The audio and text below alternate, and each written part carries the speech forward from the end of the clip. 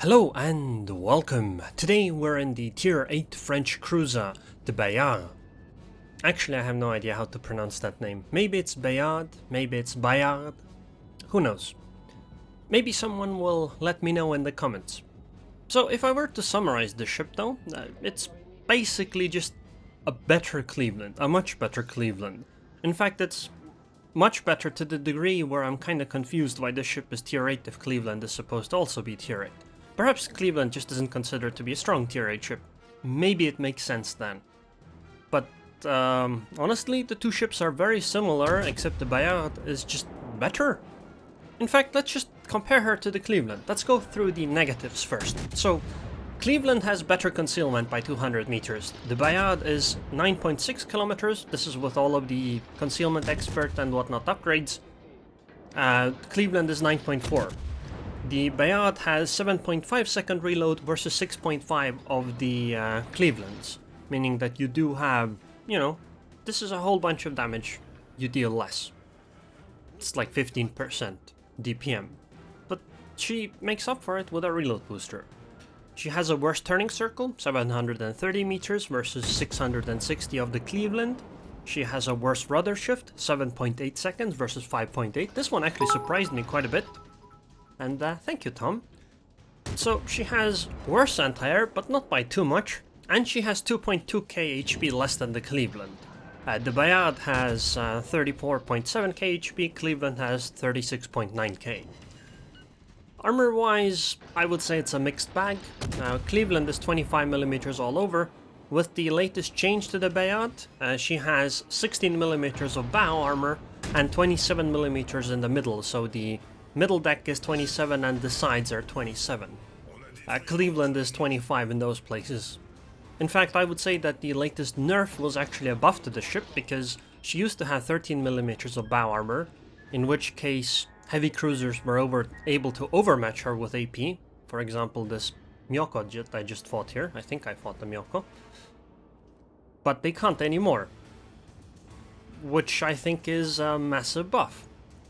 And the thing is that the 27mm side and middle deck plate mean that she can bounce 380mm caliber shells. So battleships like the Bismarck, Tirpitz, Gneisenau, etc., they can simply bounce off of that. So it's possible for the Bayard to just not take as much damage from those salvos. Whereas a Cleveland would get overmatched in those areas, meaning that she would take a lot more damage. So I would say, you win some, you lose some, because the Cleveland does have a 25mm bow and aft, whereas this ship does not, so there's gonna be some difference there. But let's take a look at some of the positives now. So, the Bayard has 16.4 kilometer range compared to the Cleveland's 15.6. And this is after it was nerfed by a whole kilometer. She used to have 17.4. She's also faster. Her base speed is 35.7 knots with the speed flag, whereas the Cleveland is 34.1 knots. And if that's not enough, the Bayard also brings us 42.8 knots maximum speed on speed boost, which is a 20% one. Speed boost also means that she accelerates faster, which is also incredibly useful, and it's all around a very nice ability to have. And as mentioned above, even though the Bayard has worse reload, she does have a reload booster which literally doubles her DPM because it's a minus 50% to reload, meaning that for those 15 seconds that it lasts, the Bayard outdamages the Cleveland by a mile. In fact, she gets up to some of the much stronger, higher tier ships in damage output. And if that's not enough, then for some bizarre reason, she also gets more HE penetration than Cleveland. In fact, she kinda breaks out of the formula. It's not divided by 6 or divided by 4, it's divided by 5, meaning that the 152mm caliber HE gives her 29mm of penetration. With IFHE that goes up to 38mm, which is enough to penetrate the deck armor of a Montana, which just really puzzles me. Why? Why would this be the case on the Bayard? Like, why is she this special? kind of feels like she's treading more towards tier 9 than tier 8, but I'm not sure if this kind of an up-tiering would, you know, make her a fine ship. But she's definitely very powerful right now. And if all of that isn't enough, she also has torpedoes, which are 9 kilometers, 2x3. And yeah, she has torpedoes, unlike the Cleveland. That's actually quite a big difference, because this ship is gonna be a threat even at close range in that case. And that's obviously quite an advantage. And she also has a torpedo belt, and not just any kind of torpedo belt. She has a 28% torpedo belt. You know what else has a 28% torpedo belt? A Conqueror. There are quite a few battleships who have comparable or worse torpedo belts than this tier 8 light cruiser. And compared to other light cruisers or even just heavy cruisers, this ship has a better torpedo protection belt than almost all of them. I think Moskva is comparable to her, but almost everything else is weaker. So she's protected from torpedoes as well. And yeah, this ship is, this is, you know, compared to Cleveland. And Cleveland herself is already a pretty alright ship, right? So, yeah. This ship feels strong. She is... You play her kinda like a Cleveland though, so, you know, it's not that special in terms of gameplay. You can, you know, make use of your speed boost and whatnot if you want, but a lot of your gameplay is gonna be spent kinda like a Cleveland's. Of course you don't have a radar, so, you know, you're not as useful in that aspect, but, well, you definitely harass battleships and whatnot from long range, behind islands, use your speed and maneuverability to try to avoid damage, just as I have been doing so far. And you also have a reload booster, which you can use really nicely. You see, if a ship uses damage control party, you can just pop your reload booster and set her on fire again, most likely. And she also has a speed boost, meaning that she gets to accelerate really quickly, she gets to maneuver around, be kind of difficult to hit. So yeah, the ship is strong, very strong. If this ship doesn't get nerfed, then I would definitely recommend her at tier 8. Even if you get up tiered, like into a tier 8, tier 9 match, you're pretty much on par. I think you do lose out a bit on at tier 10, but I mean, you're not gonna be in tier 10 in every match, right? Oh, well, maybe you are, but hopefully you won't be. She also has anti-air, as you can see, and even a defensive fire, but honestly, this doesn't really protect you too well every time. I suppose it's definitely useful, but it's not something that just wipes the sky clear of all the planes. So, it seems that in this match we're in a bit of a pickle. There's 3 ships versus 6. Yeah, I don't think this is gonna go too well. I do have 110k damage and I'm gonna fight this Synop. I don't really care. Actually, I do care about Synop's weird armor. But my HE should be somewhat effective at least. Or maybe not. 3 non-penetrations. I guess maybe with the Soviet battleships around, the higher amount of HE pen is necessary to be as annoying as possible.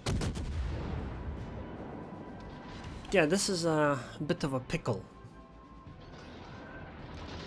I do have a speed boost, so the speed boost allows me to simply maneuver around the Synop. There are some planes incoming, but luckily my CV actually gave me a float fighter. Unfortunately, I didn't quite realize it. I used defensive fire immediately, which is gonna shoot quite many of them down. Now, as you can see, that float fighter that rocket plane definitely hurt, because the armor on the ship isn't exactly great against rocket planes. But on the other hand, she only got to do like 1 strike and then was gone, thanks to my amazing CV friend. So the plan is to try to burn this Synop down, and maybe then we can salvage something from this game. Although to be completely fair, I don't think I have to be the one to salvage this game. I feel like some other people kind of let us down. Maybe if I get close I might even be able to use torpedoes, but probably not. It's probably gonna be just a fire fest. I don't want to get too close to that battleship, because if I overextend, Sinop is probably gonna punish me. So I'm not actually sure if I can take her out. This match, by the way, should still be on the old patch, meaning that I do have 17.4 kilometer range, I believe. But it also means that my armor is slightly weaker. So actually that heavy cruiser at the start probably could have overmatched me.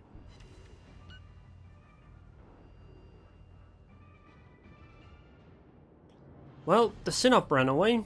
Now what? I guess I'll just have to try to close the distance. Maybe we can take out the... Oh god, they have 2 more battleships. This is unfair. And the CV is probably gonna come back again. I guess I'll still try my best. I still have a speed boost. Maybe we can get closer to one of the battleships and then try to even the odds a little bit, but that's looking bleak. Wait, what is that Sinop doing? It seems like some weird behavior. But I really don't want to engage with the Sinop too much. If I could fight the Vladivostok and the Bayard instead, those would probably be preferable. Unfortunately, our Dunkirk is gonna go down soon. She only has very little HP, and she is gonna fight a tier 8 and a tier 6 battleship, plus a CV, plus a Budioni. So yeah, not gonna go great for him. Probably. Maybe he can ram with the Vladivostok. Nope. Vladivostok was like, get out of here. I guess she can overmatch the bow of Dunkirk Conchi. So it should have been fairly easy. I am within range of the Bayern, but I want to get slightly closer so I can actually land shots. Ideally, I would like to finish off the Vladivostok too. Yeah, she survived with 790 HP, so I should try to finish her off. Come on. We can get the lucky salvo, please. Fire in the Bayern, I'll take it. Maybe I need to be a bit... Oh god, she's healing. Maybe I need to be a bit more liberal with my reload booster usage. Because it seems that in the ship I don't really use it in every game. Or I don't use all of them up every game. And I don't even get close. Even in a very long game like this one. Come on, Vladivostok, go down, please. I'm using a reload booster here, but my aim is atrocious, as you can see.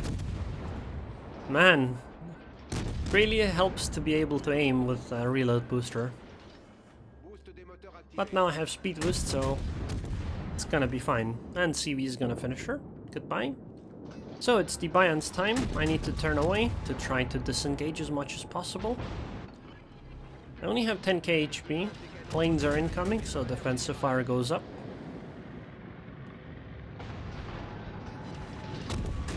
Come on. Okay, those torpedoes are not gonna be a big deal, I think. They might stop me from firing my front guns just in case, because I would probably turn into the torpedoes, but they should not be able to affect my ship too negatively.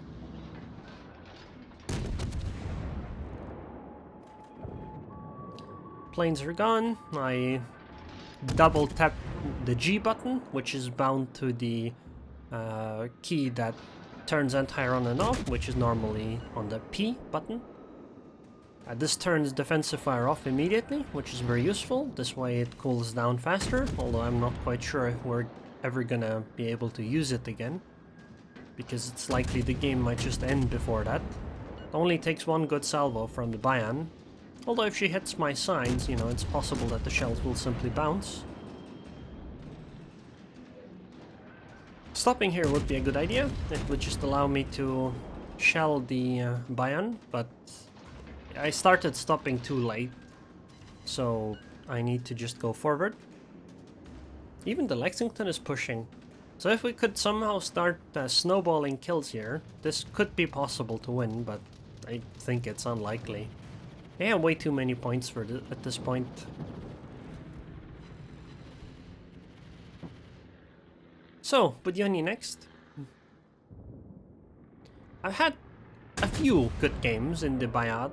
I'll probably post another one later, because this ship is powerful, and I really expect a nerf. I'm not sure what I would nerf or change on her, but I definitely think that she's strong, very strong. Okay, maybe yeah, I think I should have shot the Bayern here, because if we could take her out, we would gain extra time. But unfortunately, I don't think we're gonna be in time here. Come on, 995. No! Yeah, see, if I had shot the Bayern instead of the cruiser, right, we could have sunk her, but then they just would have hit some more, and I guess it wouldn't have really changed much. Would have sank the Bayern, but still would have been a loss. But then again, 186k damage, 19 planes shot down, capped the base, 15 fires, 5 citadels, defended the base a bunch. Only sank one ship, but that's okay. 1811 base XP. And the Kaga on my team got even more, 18 and 27 base XP. Very well done by Warships, really well done. And yeah, we got twice than anybody else on our team, and we even rivaled the top XPs on the enemy team, even though we lost. If we had won, those would have both been a nice 2700 base XP game. Here's the damage. As you can see, 100k HE alpha, 22k with AP, and 63k with fires. 1.3 million potential and 25k damage taken. So, let's take a look at her in port. I think she looks quite nice. Absolutely cannot complain. In fact, I like what the gun turrets look like. She looks like a proper cruiser. Here you can even see the torpedoes and whatnot. So, let's take a look at the armor of her. As I said, 27mm in the middle, the side plate and the deck armor. Superstructure is actually quite large, it's 13mm. The bow, here it says 13, but these are actually 16. It's just a bug in port, and the aft is also actually 16, not 13. So, let's take a look at the citadel. Okay. This is the armor belt. This is the citadel torpedo bulkhead. And that's behind this part here. So if we get rid of that, this is the citadel. So it sits above water, but it does have some French shenanigans going on. You can see it right here, right? See, there's an armor plate, there's empty space, and then there's another armor plate behind it, which is 25mm. That's kind of unfortunate. Shells do overmatch that, but the deck is 38. So armor-wise, I would say this for a light cruiser, which is pretty good. Like I said above, or earlier, I think it's kind of a mixed bag compared to the Cleveland. Cleveland is 25mm all over, so I can actually show her in comparison. If I can find her. And there she is. See, Cleveland is 25 here, 25 here, 25 here, and here. And superstructure on the Cleveland is actually better armored. So, let's take a look at some of the stats on the ship. Already talked about HP. As you can see, 28% torpedo belt, which is insane for a cruiser. Of course, maybe this is a bugged as well, but I kinda doubt it, because we haven't heard about changes for that. Artillery, 12 guns, 7.5 second reload. This is without captain skills, so 15 second, 180 degrees. I think this is actually faster than the Cleveland as well. Let's see. Cleveland. 18 seconds. Yeah, it is. It is faster turret traverse than the Cleveland. This range here is wrong, it's 16.4 actually, another bug. 2x3 torpedoes, 9 kilometers, 16 knots, 1.3 kilometer concealment, so the torpedoes aren't actually that great. And I believe these are one launcher per side, as you can see, one here and one here. Anti-air is long range and medium range, and it's kinda eh. But it's something, better than destroyers anyway. 35.7 knots, 730 meters, 7.4 second rudder shift. 10.7 kilometer concealment, this again is without captain skills. With captain skills that gets down to 9.6. So let's look at the upgrades I use. I use main battery modification, don't want the main guns to be broken. The engine boost modification 1, this makes engine boost 50% longer. Then I use anti-air guns modification for more flak bubbles. With this you have 6 flak bubbles at long range, which is nice. But you could also, I guess, use aiming systems modification 1 for better maximum dispersion on the shells. Rudder shift, because even with rudder shift it's 7.4 seconds, that's not very good. Speaking of that, I earlier mentioned 7.8 seconds, it's 7.4 actually. And then concealment system modification 1, which puts you at 10.7. So captain skill wise, I would go with a rather standard cruiser build, priority target, expert marksman. Actually, you don't really need expert marksman on a ship like this. So I guess maybe go adrenaline rush first. And then you can, I would take superintendent because you have a speed boost, a reload booster, and defensive fire. But you don't have to, you could go something like a survivability expert. I would then go concealment expert. And as mentioned, I think IFHE is still very useful because you cannot penetrate 32mm of armor without it. So I take IFHE 2, this puts my HE pen at 38mm, and now there's still 5 points to go. I have been using Demolition Expert on her, but I've also been using Expert Marksman, so I'll just go with those. Because let's be honest, you probably won't have a special captain just for this ship. You'll have a captain that you use on a bunch of ships, and this would be one build. You could also drop Demolition Expert and take Survivability Expert. This would, in my opinion, be completely justified. This would give you more HP than a stock Cleveland, which I think is also pretty good. But the choice is yours, of course. I think she is a strong ship, a very, very, very strong ship. And I do believe she's going to get nerfed, or at least probably should be nerfed in some way. Or perhaps the Cleveland should be buffed instead. Anyways, I hope you guys enjoyed this video. I would like to thank the patrons on Patreon. Thank you very much for your continued support, Noshiro, and I hope I'll see you guys next time.